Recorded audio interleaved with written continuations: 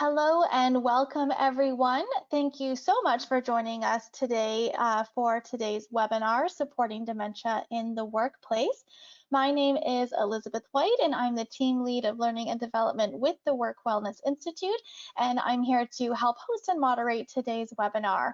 I would like to begin by acknowledging that I have the privilege to live and work on the traditional, ancestral, and unceded territory of the Coast Salish peoples, Squamish, Tsleil-Waututh, and Musqueam nations. We would like to take a quick moment to thank our academic team and our 9 founding partner organizations in the Harnessing Talent project.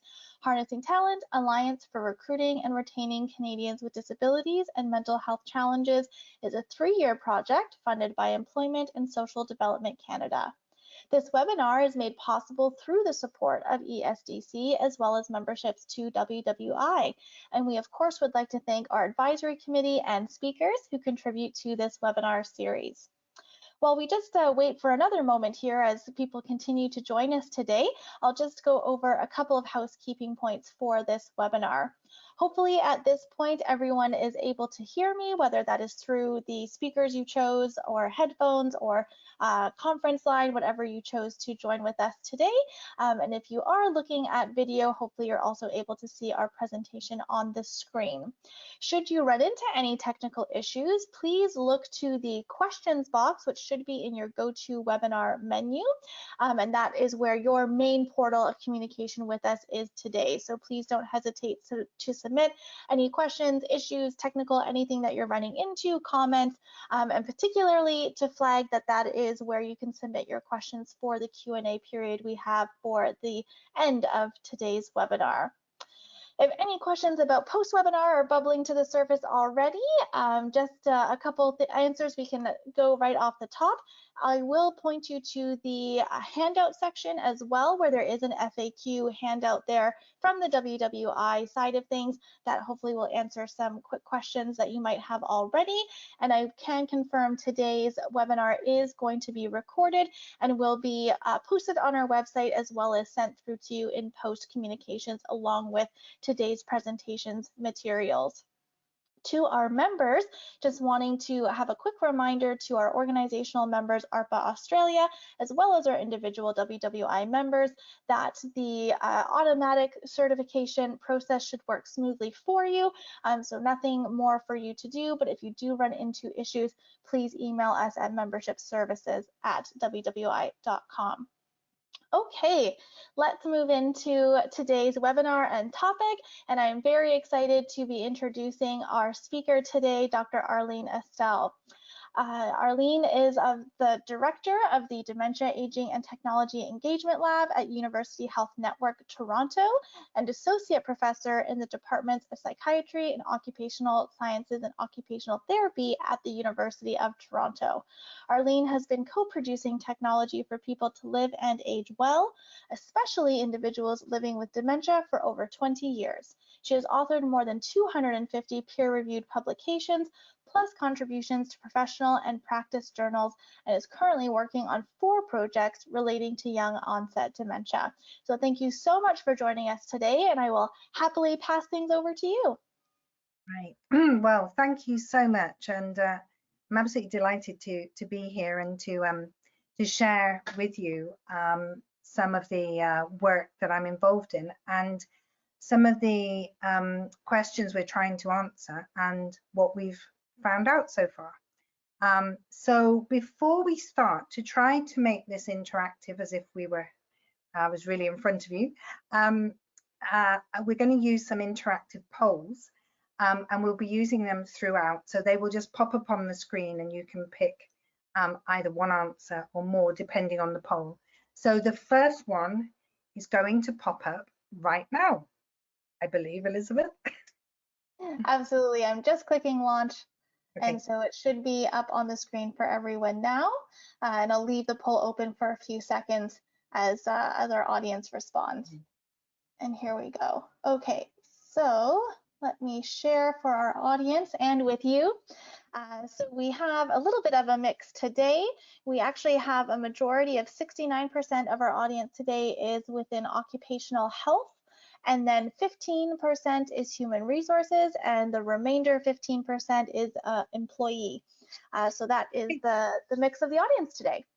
Wonderful. Great, thank you so much. And then we have a second one, which should also pop up right now. Yes, that one has launched as well. So let's see what our audience is coming to with us today around their knowledge of dementia. Okay, I'm just going to close it now and share with our audience and you. There's a pattern here. Okay, so we have a mix along with our audience today. So the majority at 57% is saying that they know a little about dementia, and then we have 7% are letting us know that they really know nothing about dementia today, starting today. I know they will by the end. And then we have 14% saying that they know a lot about dementia, and 21% also letting us know that they do know someone with dementia. So that is our results for today. Right. Okay, thank you.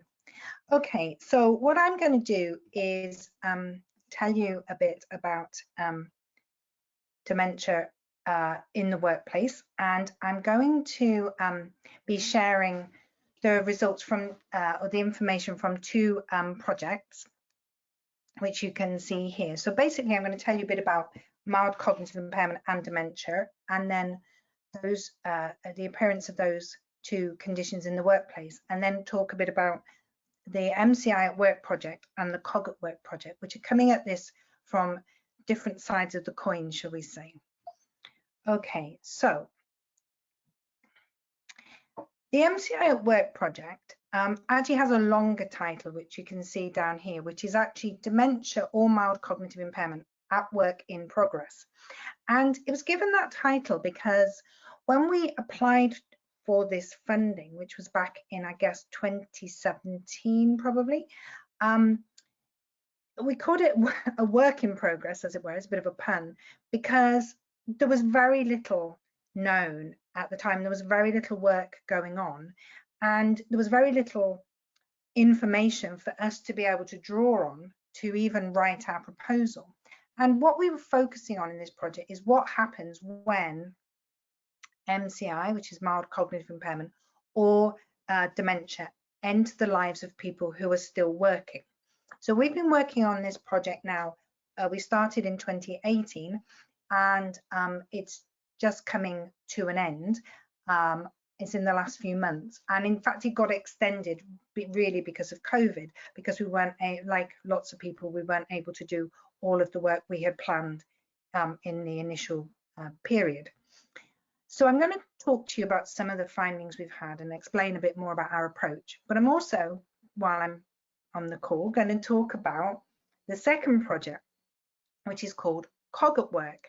And this one we started in 2020, and this is a slightly different group of people. And it's actually looking about what we need in workplaces and environments to look at being able to support people who develop MCI or dementia. And that is a project funded by AgeWell, and which is Canada's Technology and Aging Network. Okay, so I asked you earlier about how much you know about dementia, and I just wanted to add a little bit of information about it. So one of the key things is that dementia is not curable. Once you have dementia, you will have it for the rest of your life. So in that respect, it's a long-term condition. It's progressive in that it gets worse over time, and obviously primarily it's in your brain, but it does affect then other aspects of your life. Interestingly, not everybody realizes that the official approach to diagnosis is looking just at cognitive changes, or mainly cognitive changes. So things like memory, executive function, which covers things like planning, initiating tasks, monitoring a task that you've started. Also perception, which involves our vision and hearing and other elements, so that can help us if we're doing things that are quite physical. It covers attention, which I'm sure everybody's familiar with, attention and concentration. It affects language, particularly some conditions especially affect language, which can be people's speech or their understanding of speech. And also something called social cognition, which is really how we operate in the world when we're interacting with other people. So any and all of these things can become affected when people develop a dementia.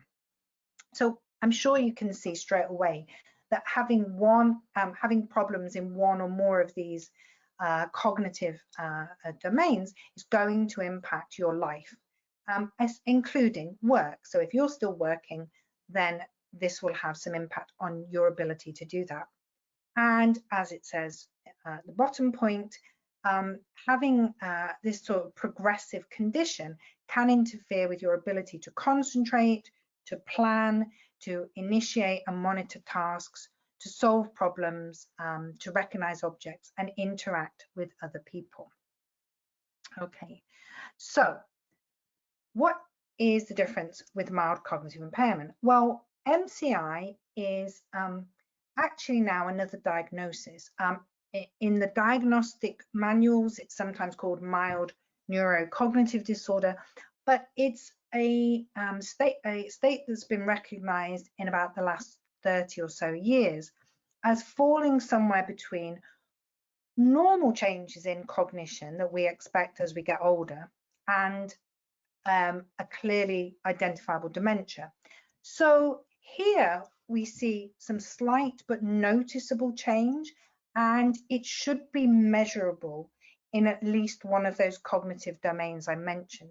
So in other words, somebody usually is concerned, they mention maybe to their family physician or family member that they're not doing so well, they don't feel they're operating as well as they did before, and then testing can reveal if they actually have some decline. However, when people have MCI, this shouldn't be so severe that it interferes with their daily functioning. So it can cause more subtle difficulties in people's lives. So one of the things that we know is that often the earliest signs occur when people are in the workplace. Now, when we think about the workplace, we're thinking of people who are generally under retirement age. So depending on which country you're in and which year you're in, could be under 65, under 66, 67, but younger people. And that is what is really the focus of our research, is working with people who are developing this type of cognitive decline when they are still working, so when they are younger. And I don't just mean people who are in their early 60s, but some people who develop these conditions can be in their 30s, their 40s, and their 50s. If you look at that from the perspective of your own life or the places that you work, and think that we're talking about your cohort, your colleagues, you can perhaps see that this could be a major challenge for people who are at the time of their life where they're expecting still retirement, maybe many years off in their plans. They may be supporting a young family or older parents. They might be paying for their kids in school. They might be saving for their pension, and suddenly they have the onset of this type of progressive decline. However, if you are younger and you start to develop this type of cognitive change, your first thought isn't usually, oh, it might be dementia, it might be MCI, it might be a progressive cognitive condition. So frequently, when people start to have problems, it's not recognized, it's not acted on either by them or perhaps colleagues or managers, but also it's very commonly attributed to other explanations. The person is stressed, they're feeling overwhelmed, and they might be feeling, maybe they're depressed, maybe they're suffering some anxiety or some other the problem. So I'm going to ask now, I think we have the next poll to really reflect some of your understanding of what this might be like for people. So I think perhaps Elizabeth, yeah, if we have the next poll. Yes, we do. And I would like to point, I did miss one of the first polls in terms of. I know, it's okay. I went past. You Don't worry, okay? don't worry. It's fine. Okay, Yeah, it's fine. wonderful. I will go to the next one Yeah. and I will just launch it now. All right, I'm just going to close this session here and share with the audience. So we have a high mix where 100% are saying lack of concentration.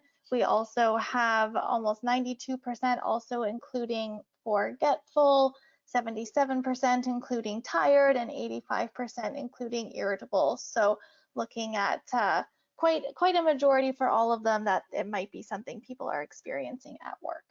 Yeah, thank you. And yeah, and those are really important. And in fact, all of those things can occur along with some of these other points here, like being disorganized, because it's difficult to keep on top of tasks, change in mood.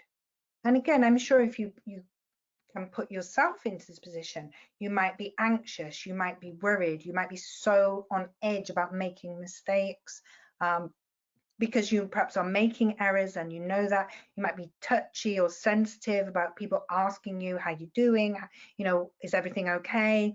So you can sort of imagine that people's, as a result of these cognitive changes, behavior can change, as well as people might start to make mistakes, which are noticed by other people. So that leads me to the next poll. It is now launched. Okay, great.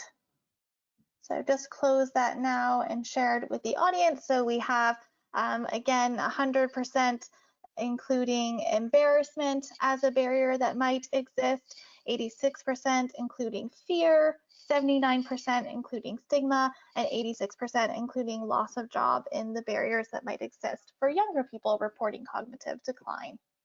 Yeah. Yeah, and those are all really, those are good answers, because those are exactly what we see. I mentioned, that often when these changes occur, people don't jump to dementia or MCI as a diagnosis. And the process of getting a diagnosis is complex, and it's lengthy, and it can involve, especially when you're younger, because people don't, as I said, don't jump to these solutions. They might give a different diagnosis. Initially, they might start someone on antidepressants or some other treatments. And so it can take a long time. Sometimes 3 to 4 years isn't uncommon for people to actually get to the bottom of what they're experiencing. And this is partly, as I said, just because it's not considered an obvious diagnosis for people under 65, because it's not as common as dementia in later life. It's estimated, but it's probably underestimated, that it's maybe 5%, but could be up to 10% of people with dementia. So it's not as common, but clearly when it happens is very, very impactful on people. But because these are seen as conditions of old age, and there is generally a lack of awareness that this can occur in young and middle-aged adults, that people do struggle to get to the bottom of these problems. And also because they can manifest in so many different ways. As I said, there's a set of dementias that specifically affect language as the primary problem, the first problem. And these mainly or almost exclusively affect people who are younger. So we know that with older people, typically Alzheimer's disease, which is very much a memory problem as the primary issue, that's the most common when you're older. But when you're younger, you can have problems with language, you can have problems with the frontal part of your brain. And when people have that type of dementia, that affects things like how they might become disinhibited, so their behavior might change. They might become rude or start swearing a lot, or become sexually disinhibited and behave in ways they never did before. They may start drinking heavily or doing other things that were previously out of character. And this is because of the frontal part of their brain is damaged.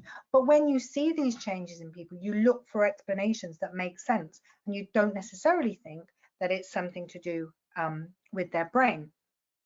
And I remember meeting someone many years ago, probably 20 years ago, and it was at one of the early conferences for this type of frontotemporal dementia. And I met a couple, and I was talking to the man whose wife had this type of dementia, and it started in her 50s, and he said he thought she was having an affair because her behavior changed so much, and she acted out of character, and she started lying and doing all sorts of things, and he just couldn't get his head around that. And the only thing he could, the explanation that made sense, was that she was having an extramarital affair, and he was on the point of splitting up. But they finally got through to a neurologist who looked at her brain and did an assessment and said, the frontal part of her brain is altered, and it's deteriorating.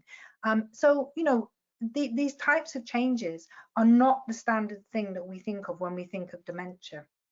And that obviously also adds to the problem of identification. And there is also a stigma associated with cognitive impairment and conditions that old people have.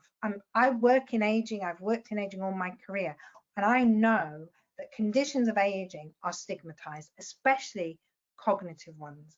And so if you're younger, the idea of having that sort of condition, that maybe you have an older relative who you remember having, is also very much of a barrier for people. So this has consequences, and I'm sure you're more familiar than me about the challenges and the consequences in the workplace of what happens. But because it's hard to get diagnosed, and because it's hard for people to talk about, people may miss out on accessing support and also accommodations because they don't speak up, or they don't report the problems they're having, or the problems are noticed but they don't have those conversations about them. We know from our research and research in other countries that many people who have these conditions actually leave the workforce before they have a diagnosis. Now, it says here voluntarily, but sometimes people, it's not so voluntary, we've discovered in our research. And that's, here it's because their performance is changing, things may have been put in place, performance management, supports, mentoring, other things, but because the cause is not known, then people may be terminated. And obviously, and hopefully we'll have some time for discussing this, but what accommodations can be made and whether it's feasible for any given workplace is obviously quite different situations for different people. Okay, so I'm going to tell you now then a bit about the MCI at Work project. Now we've got a bit of background where we've been looking at the experience of individuals. So when we set out to do this, as I said, in 2017-18, we wanted to develop some new knowledge and tools to facilitate continued work where appropriate and required and requested, or transition out. So to support people to have conversations, so they weren't just leaving because they felt so under pressure or were terminated, but rather to help people at least have some involvement in transitioning. We wanted to be able to provide a better understanding of their situation and the processes that they go through. And this work has been done through a multidisciplinary team across 3 countries. So this is very interesting because it's allowing us to do some comparisons between different systems in Sweden and Finland and Canada, and different sort of legal and other frameworks. We're also multidisciplinary, so with the lead, the PI of the project is an occupational therapist. We have experts in elder law and labor law. We have engineering, we have psychology, we have social science and political science. So it's quite a broad team with a variety of expertise, and we wanted to be able to cover as much ground as possible during the project by looking at these different angles. So this is how the project is set up. You can see in the middle, we've been doing case studies and focus groups with people with MCI and dementia in all of the countries. And I took this slide from one of the presentations that we did. This is funded through a program called More Years, Better Lives. So we're one of a cohort of projects, and this was from our presentation, the end of sort of program presentations. That's why it says April on it. So I do know it's May. So yeah, so we've been conducting these case studies and focus groups with people with in all of the countries. So that's been a very interesting process. We've also been looking at the role of technology, both in terms of how people are using it. Is it a support in the workplace? Is it sometimes a barrier? And also, is there any new technology or that could be introduced that could help people in the workplace? We've been conducting focus groups on with other stakeholders. So that could be people in social welfare, it could be in healthcare, it could be family members, it can be care providers. So there's a whole range of stakeholders that we've been working with, as well as people involved in supporting people in employment. And we've also conducted analyses of legal frameworks and the conditions around work in all of the countries. Okay, so what I want to tell you about is some of the results that we've collected in Canada around workplace accommodations, because I thought this might just give you an insight into the way we've been working. So we're working with lawyers, so we've done a lot of work around the UN Convention on the Rights of Persons with Disabilities, and Article 27, which states that it must ensure that the right ensures the right to the opportunity to gain a living by work freely chosen or accepted in a labour market and work environment that is open, inclusive and accessible to persons with disabilities. Now, you will know that in Canada, individuals are not required to disclose their disability to an employer, and that this is a really complex decision. And we've been very fortunate to work with Monique Guignac at the Institute for Work and Health, who is, you know, I'm sure familiar to people on this call as a great expert in the area of working and accommodations. Now, the benefits of disclosure could be receiving accommodations, greater acceptance of the changes a person is experiencing, and improved relationships. And these benefits come from studies with other populations, so not people with dementia, but research that's been done with other populations. However, as we've already discussed, there are limitations relating to stigma and discrimination, which again have been reported by other populations. So we have been working with Monique Guignac's team and to look at the feasibility of applying a tool that she's been developing for use with people with MCI or young onset dementia. So the tool has been developed to support people with other episodic conditions such as rheumatoid arthritis or Crohn's disease, and it's to help an employee identify their job demands at a broad level without having to discuss diagnostic or symptom information. So users put information relating to job demands and indicate whether their health creates a challenge in meeting their demands on an intermittent or ongoing basis. And then this tool provides ideas for supports that could help them. So this is currently undergoing testing, and I'm not able to share any of the other details with you, but just some of the broad areas in which this works. So essentially it has 4 domains, and they fall into these are the physical demands of a job, cognitive, working conditions, and working with others. So for instance, the physical ones might be related to the physical endurance or stamina demands of a job. The cognitive might be solving problems. Working with others might be communicating or negotiating with others. And working conditions might be making an error, could be critical. So you can see how these might apply to what we were discussing for our population of people with cognitive decline.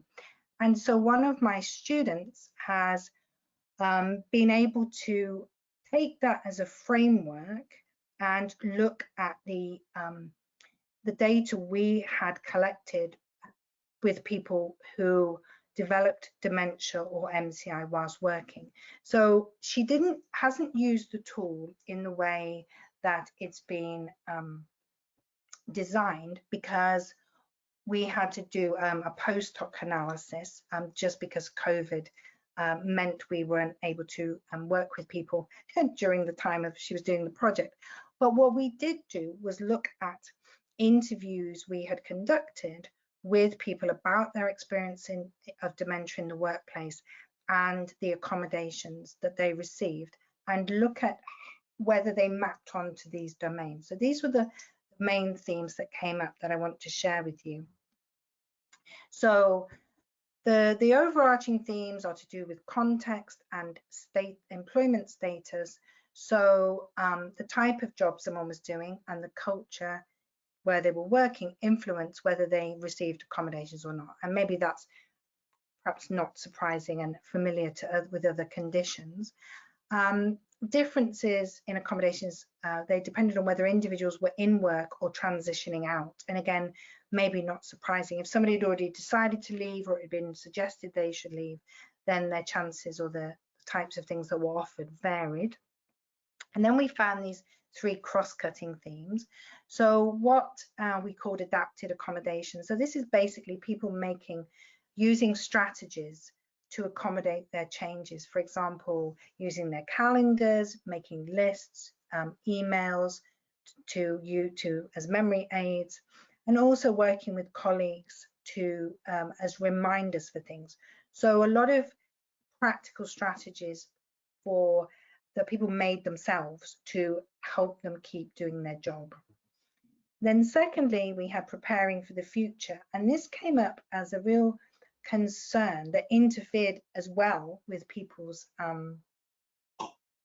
work, which was around worry and concern about their future and financial position, which I'm sure you can imagine if you have to stop work 20 or 30 years earlier than you planned, that's going to significantly impact your financial position and your family.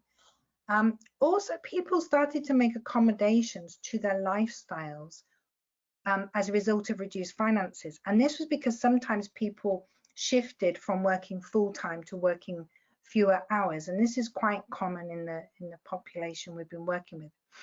And there was also accommodations around the process of obtaining disability and making pension applications.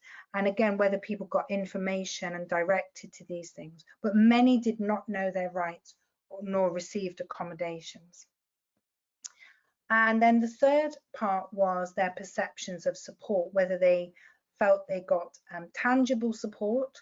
So this was whether there were accommodations to the job demands that I mentioned in theme 1, whether they got emotional support, and often this was dependent on the pre-existing relationships, appraisal support, so getting feedback on their work, and accommodations that reflected where they were experiencing changes in performance, and informational support, so were they getting information on the illness themselves and finding out what they could expect.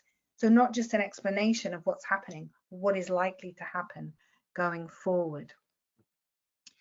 So I just want to mention, and this is just based on, as I say, our retrospective analysis of the interviews, but the domains of the physical demands, the cognitive demands, working conditions, and working with others really seem to provide a good framework for understanding the needs of people working with MCI or young onset dementia.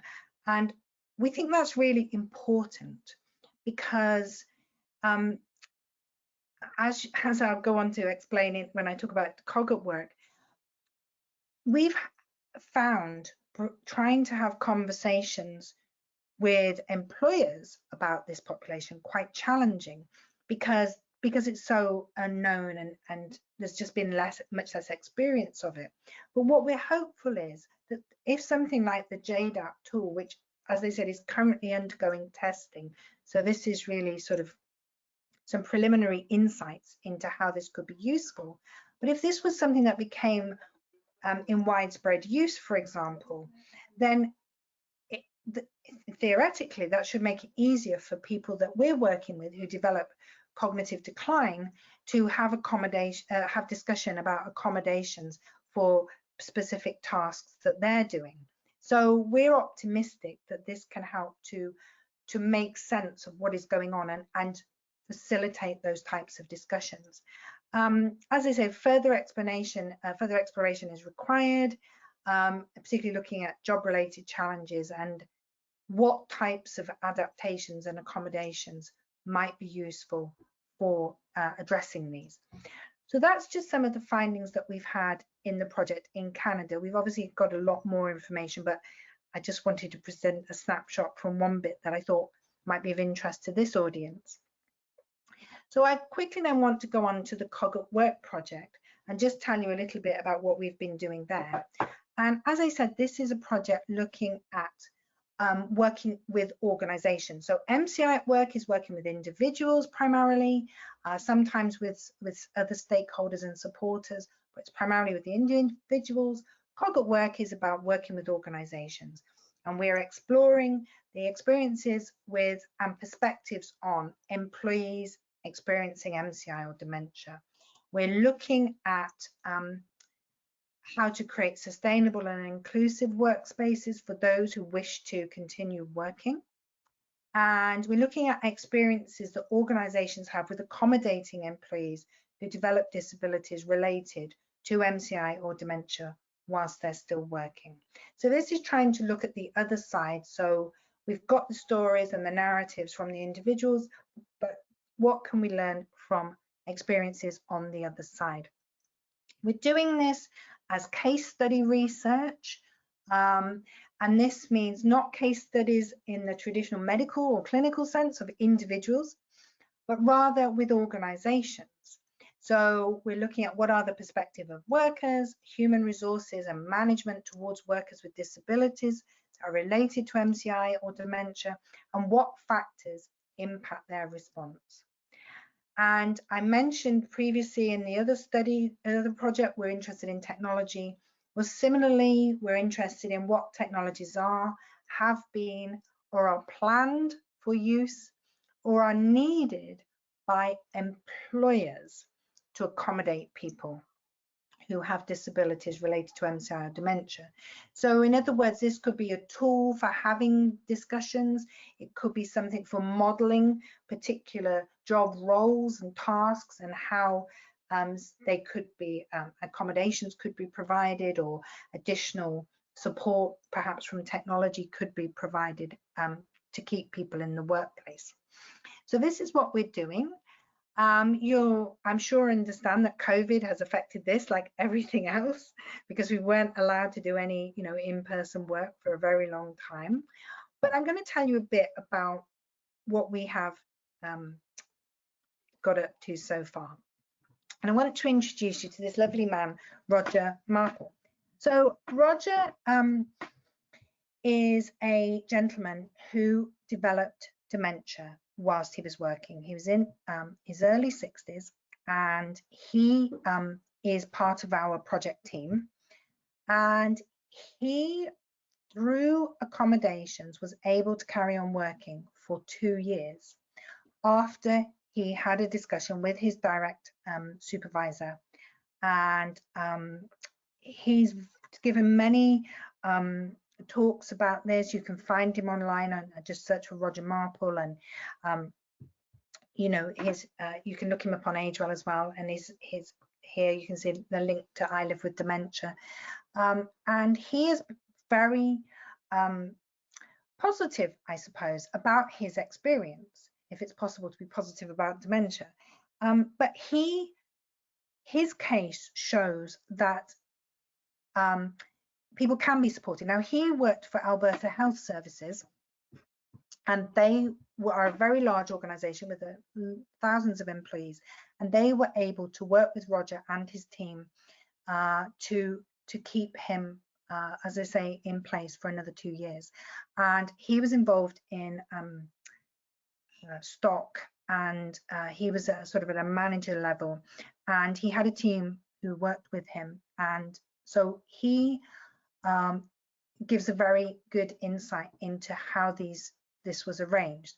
He now advocates for people living with dementia, and he tries to dispel myths about it. And I encourage you, if you've not come across Roger, to look him up and some of his talks online.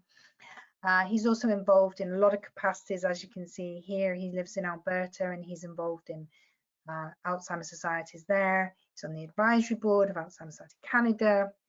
He's part of Age Well, and as I say, he gives us immense guidance and support. So I said we're doing case studies, and based on our experience working with Roger and his supervisor, who is here, Ryan, and also their HR lead, they are one of our organizations that we are working with. Now, this was put on hold by the pandemic because obviously health services had a lot to be doing in the last 2 years, but we are now hopefully resuming this to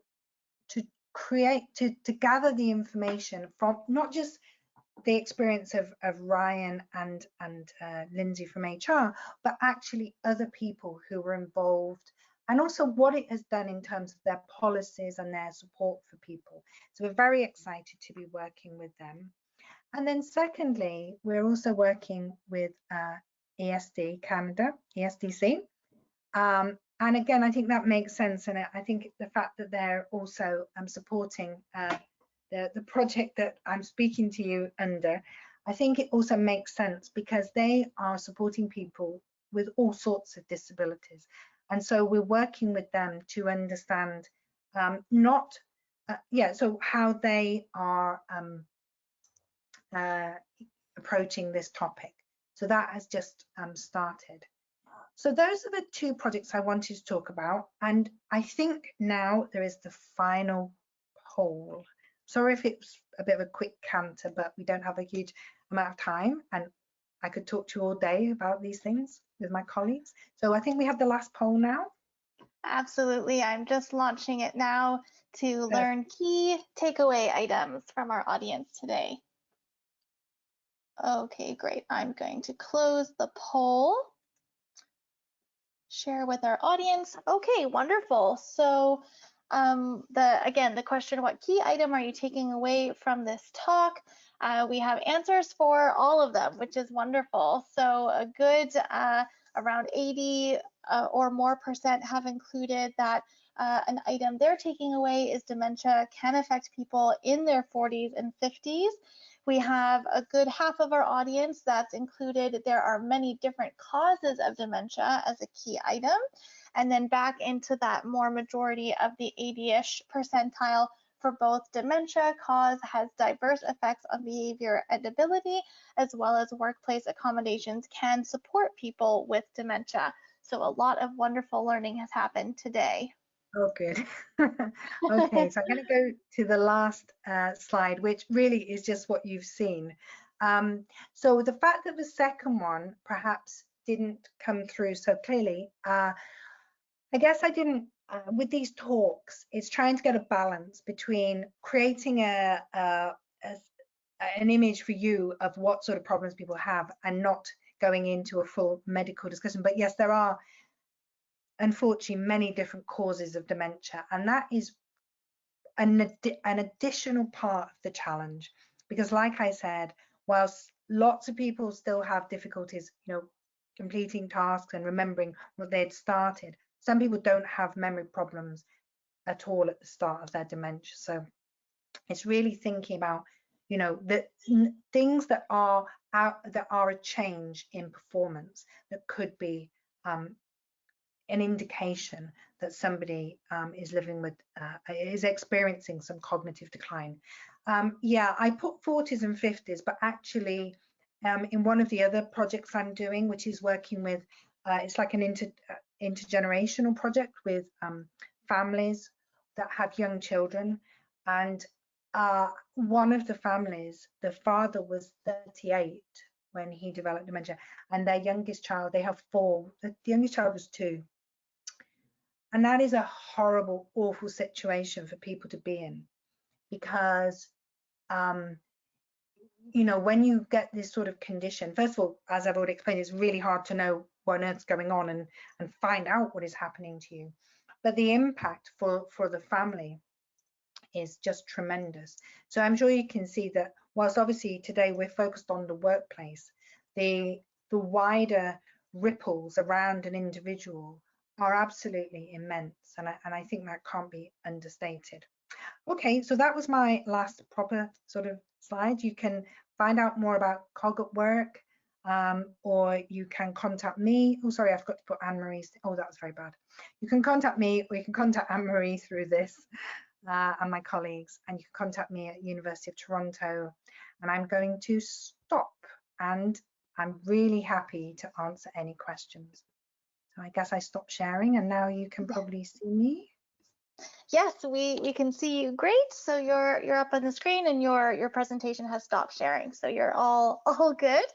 Okay. So we do have about a good 10 minutes for a Q&A and discussion at the end, which is wonderful. So I'll just draw attention for our audience again to the questions box. That's where you can communicate with us and kind of facilitate the conversation for the rest of today's presentation. Thank you so much, Arlene, just before we get in, for all of that wonderful information.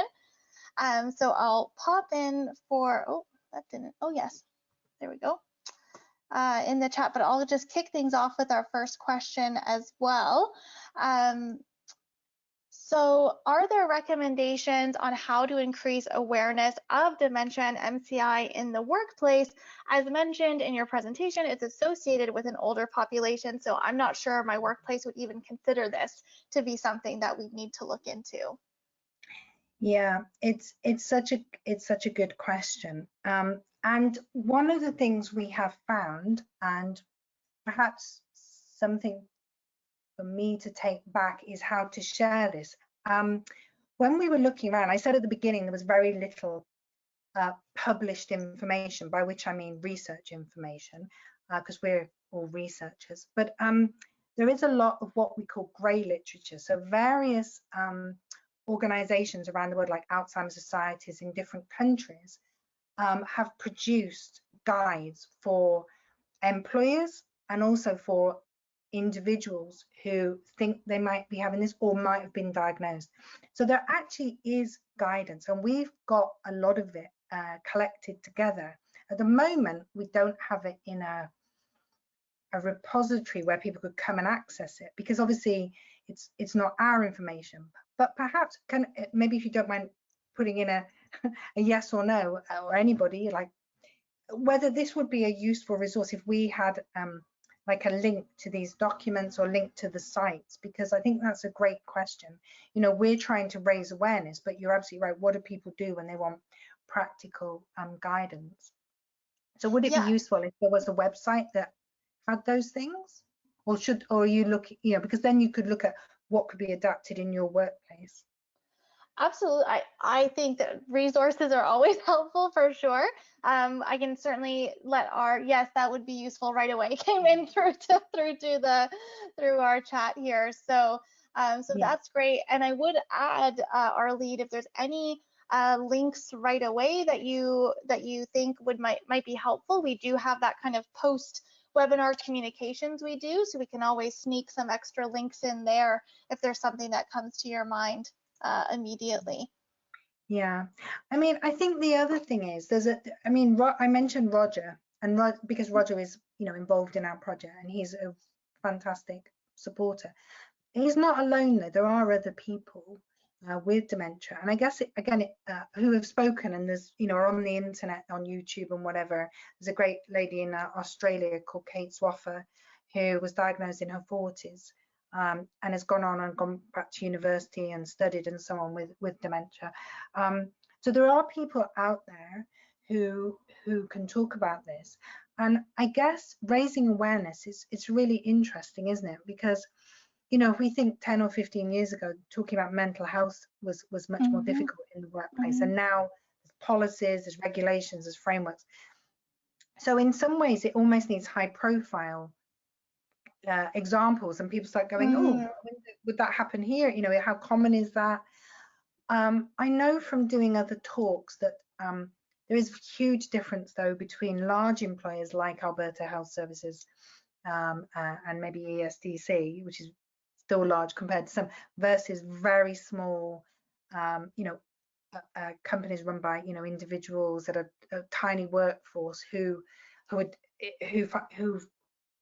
find it very difficult, A, to get all the information, and B, to accommodate somebody if they only had a tiny workforce. So there's a lot of, you know, it is a complex scenario. And that's why, as I said earlier, for us, using something like JDAPT or whatever that is used with other populations to start those conversations could be a way in to bridge some of those gaps. But it is still a challenge. Absolutely, and a colleague of mine highlighted as well, we actually internally have some resources within our resource portal as well. So that's been dropped in the chat, and we can include it in the post communications as well. And just from our audience as well, a link to guides would be good. So just reinforcing what we've just talked about, in my experience, companies have to be persistent to get the employee to pursue a specialist diagnosis when there is behavior change that doesn't have an explanation. Within my HR manager role, we did end up having the specialist come back with a dementia diagnosis. So some experience there shared. Thank you for that. Yeah, and if you'd like to share it with us, obviously anonymous, you know, in terms of it would be anonymous. We're always happy to hear experiences, because we and this is being perfectly honest, we have really struggled to connect with employers. And yet there must be people with dementia in many, you know, organizations, because of the people we meet. And they work in all types of different jobs. You know, there's people in every profession you can think of, but it's been really difficult. So we've had a lot of, we've had more input from individuals who are going through this or have gone through this situation, and we have their side of the story, as it were, their perspective. But we really do want to work with HR or occupational health or whoever is supporting people or looking at what is going on, so that we can figure out, well, how can we use the research to provide materials, support, guidance, tools, whatever it is. But it's been very challenging. So again, if you have suggestions of how we could get more dialogue going with people like yourselves, like HR or whoever, we would really welcome it, absolutely sincerely, because we have really found that very challenging to have those discussions. You know, and we have, I guess, you know, there are perhaps some reasons why, but you know, we genuinely just want to share the information that we've got and what we've been finding out to try to improve the situation for everybody. And if it means helping people, we call it, you know, exit gracefully, rather than feeling unceremoniously out the door, which they then, you know, feel you know, it contributes to their lack of control over the situation, whereas employers may not know what is going on. Why is this person behaving like this? You know, it's about encouraging that sharing of knowledge and information to help both parties to understand more, like we do now with mental health and other conditions. Absolutely. And as mentioned, there's post communications, and you've put a lot of great connector information in your presentation slides. So that will be sent through to our audience. And I'll just echo what you've said. Obviously, if you're more than welcome for those to reach out to you with ideas and questions and strategies, we can encourage that. Absolutely. Yeah, we would welcome any and all input. You know, even if you tell us we missed something obvious, that's fine. You know, we came into this, like I said, from the perspective initially from the individuals that we were meeting, and then it was like, well, hang on a minute, we're not hearing enough about the other side of this. And Roger, say, is a great example, and you can definitely find interviews with him and Ryan on the internet. But in our experience, that's not been the most common outcome. And it would be great to hear other examples from, you know, employers who've been able to support someone or help them transition or help them get a diagnosis or move to another role or whatever it is. So that would be brilliant. Absolutely. I'm just looking, we're rapidly running out of time today. Yeah, I know. But what a great conversation that we've ended off with today. I think that's really wonderful. So I think I'll take the last minute here just for our closing remarks, because we've had such a great conversation today. And thank you so much, Arlene, for all of your discussion and thoughts and great information. So thank you to our audience, especially for joining us today and having this great conversation and learning opportunity with us.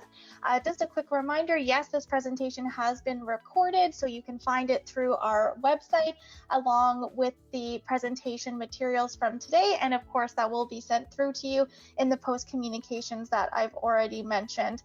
Just again, to our members, organizational member of ARPA Australia, you will receive your free certificate of attendance, but if you run into any issues, please email membershipservices@workwellnessinstitute.org. That's the same for our individual members as well. If membership does sound appealing to you when you hear the words free certificates, please go to workwellnessinstitute.org and go to our membership section of the website to look at all of the different benefits and potentially even choose to join us as soon as today. Immediately following this webinar session, you will be directed to an evaluation survey, and we certainly appreciate you taking that quick moment to fill it out and provide your feedback, as we do really utilize it to ensure the timeliness and relevancy of our future topic areas. All of our webinars are created for public access and supported by memberships and funding sponsors.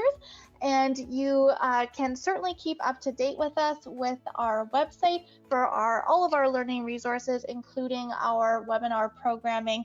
And we do have a conference coming up on June 9th, exploring the future of the workplace, if that's of interest. And specifically, we have another webinar scheduled for June 22nd, the purpose and aims of the 4-day work week. So once again, thank you to everyone for joining us today, particularly a thank you to you, Arlene, for your expertise and sharing your time with us today. And I will close it here. Thank you for having me. Wonderful. I'll just end the session for everyone at this time. Thank you again for your time today.